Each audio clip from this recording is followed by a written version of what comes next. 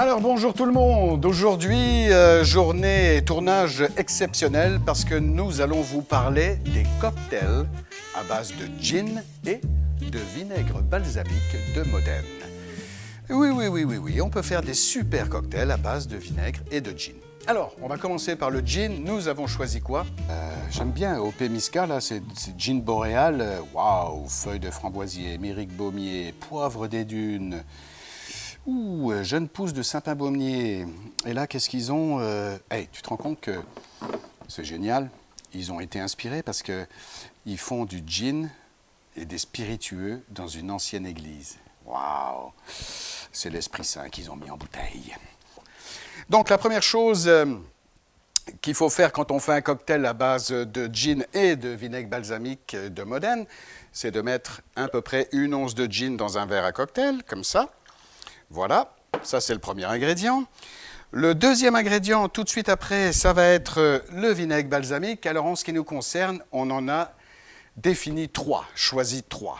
Mon préféré, personnellement, et le préféré de beaucoup de gens ici dans l'entreprise, c'est le melon concombre. Oui, c'est classique, le melon, surtout le concombre dans le gin, c'est classique, mais ô combien efficace. Donc là, ensuite, vous mettez la dose que vous voulez. Moi, je mets environ une petite cuillère dedans, comme ça. Une fois que ça a été ajouté, vous pouvez brasser un petit peu. Ensuite, avant de mettre le tonic, on met toujours les glaçons. Comme ça, on ne va pas mettre trop de tonic. Donc, je vais prendre des glaçons dans ma glacière spéciale ici. Voilà, 1, 2. Moi, j'en mets 3. J'aime ça quand c'est frais. Et ensuite, on allonge avec du tonic. La quantité désirée. Et qu'est-ce qu'on fait après? On goûte. Hein? C'est génial. C'est absolument génial. Alors, je vous l'ai dit, on a commencé par le classique, melon concombre. Si vous préférez une touche un peu plus exotique, on a le mangue orange passion. Très bien aussi, avec une touche plus des îles, on va dire. Ici, on a le limette. La limette, c'est bon, en général, on rajoute même un peu de lime dans certains cocktails à base de gin, surtout dans le gin tonic. Donc la limette, ça va bien s'accompagner et ça va bien se marier avec le gin, évidemment. Et Mathieu, j'avais un a priori avec le dry gin, mais là, je viens de découvrir l'OP Misca, qui est quand même un gin boréal, c'est comme ça qu'ils l'appellent. Et je me suis dit que l'argousier étant une plante aussi des pays froids, je me suis dit un sirop d'argousier avec tout ce qu'il y a là-dedans, ça devrait se marier, ça devrait être un mariage très heureux.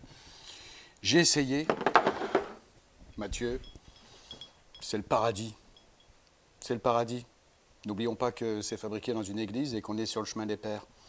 On est pratiquement en odeur de sainteté. Génial comme produit avec l'argousier. Alors vous allez chercher évidemment toute la vitamine C de l'argousier et tout le goût des agrumes de l'argousier qui est très particulier. Légère acidité mais excellent. Donc voilà comment nous on aime préparer nos cocktails. Cherry River, on est très content que ça soit à Magog. Hein? Bienvenue dans la région. C'est ça. Je ne sais plus quoi dire maintenant. Là, voilà. Donc on va couper ça, puis après on va recoller ça. Hein? Ils font du gin et des spiritueux dans une ancienne église. Waouh! C'est l'Esprit Saint qu'ils ont mis en bouteille. Personnellement, je préfère le Cherry River Dry Gin. Tu veux le goûter? Il y en a bien qui font du savon sur le chemin des Pères pour être en odeur de sainteté. Eh bien, eux, ils font des spiritueux dans une ancienne église. Et c'est magnifique, leur installation, ça mérite le détour.